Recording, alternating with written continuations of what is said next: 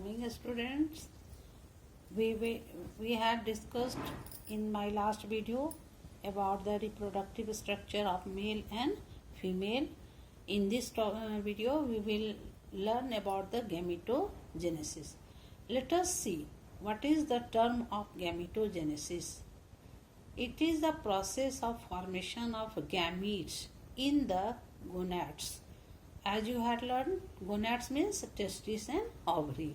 So, the process in which the gametes are formed in the gonads is known as gametogenesis. The gametogenesis, it is of two types, spermatogenesis and oogenesis. Today we will learn about the spermatogenesis. It is the process of formation of spermatozoa in the testis. The process starts at puberty. The spermatogonial cells present on the inner wall of seminiferous tubule multiply by mitotic cell division. Some of the spermatogonial cells serve as the stem cells for the spermatogenic lineage. Other spermatogonial cells functions as the progenitor cells or the precursor of spermatozoa. This one, as you know that the male reproductive system is different from the female in this respect only, that there is the formation of sperms into the male. It lasts for the last moment of their life, but in case of the female reproductive system, the gamete formation, it will inhibits or restricted or get stopped at the age of the 50. So the spermatogonial cells which is present into the inner lining of the seminiferous tubules, it act as the progenitor cells or the precursors for the formation of spermatozoa. They undergo changes by accumulating food materials and grow almost double in size, become the primary spermatocytes.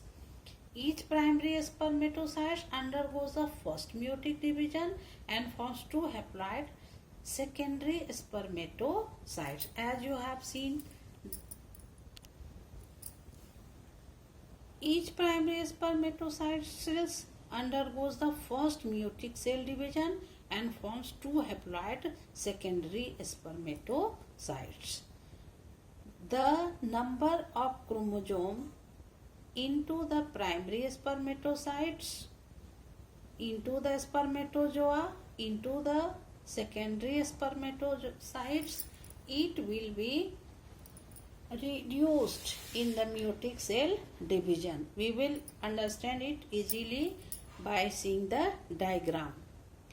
Let us first understand what is the process, then you will see the diagram. The secondary spermatocytes undergoes the second meiotic cell division, leading to the formation of four equal sized haploid spermatids. The spermatids are transformed into spermatozoa by the process of spermiogenesis. The process by which the spermatids are transformed into spermatozoa is known as spermiogenesis. The sperm heads become embedded in the Sertoli cells and are ultimately released from the seminiferous tubules by the process of spermiation. So, in this process, 2 and 3 important terms just you can understand, and you have to remember it. You have to write it. What is spermiogenesis? What is spermiation? What is spermatogenesis? Let us see the diagram. Yes. This is the primary sperm mother cells. The number of chromosome is diploid, that is 46. By mitotic cell division, it will grow. There is the formation of spermatogonia, which you have just seen, that the sum of the spermatogonial cells, it is formed continuously and It also acts as the precursor for the new formation of the spermatozoa. Now you see spermatogonial cells, 46 number of chromosome. It starts growth and differentiation, as a result of which there is the formation of primary spermatocytes. Up to here you see that the number of chromosome is 2n. It means it is diploid. Now there is the meiotic cell division. As you have learnt in in microsporogenesis, in case of the megasporogenesis, when you have learnt in the previous video, that when there is a formation of gametes, there is a reduction division, and it starts by the meiosis 1 and meiosis 2. So as a result of meiosis 1, just you see there is a formation of secondary spermatocytes. This chromosome number, it just get reduced and it becomes haploid, half number of chromosome. It leads to the second meiotic cell division. There is a formation of again the 4 equal size of the cells, that is known as the spermatids. Chromosome number is haploid, and the process by which the spermatids transforms into spermatozoa is known as spermiogenesis. So by this process you can see that how there is a formation of spermatozoa takes place. Each spermatozoa you see that it has 3 parts: head, neck and tail. This head, it remains embedded into the Sertoli cells. So this is the overall about the spermatogenesis.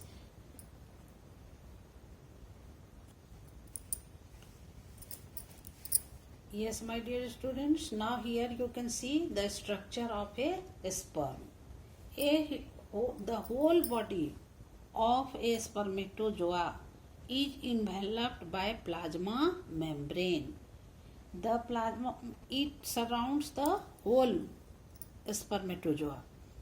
The spermatozoa, or we can say sperms, it is divided or consists of the 4 parts, namely head, neck, middle piece and tail. Let us see what is the structure of the head region. It is the enlarged end of a sperm containing the large haploid nucleus, that is condensed chromatin material, and you can also say that it is a concentrated DNA.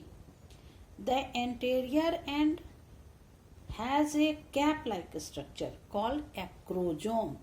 It is known as the acrosome.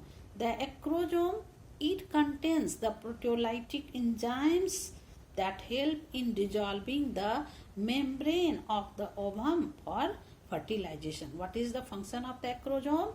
It helps to dissolve the wall of the ovum. Let us see what is the structure of the neck. The neck contains 2 centrioles. One is known as proximal centriole, another is known as the distal centriole. The first, which is known as the proximal centriole, it is necessary for the first cleavage division of zygote. When there is the formation of zygote and zygote starts to divide, then it is helped by the proximal centriole.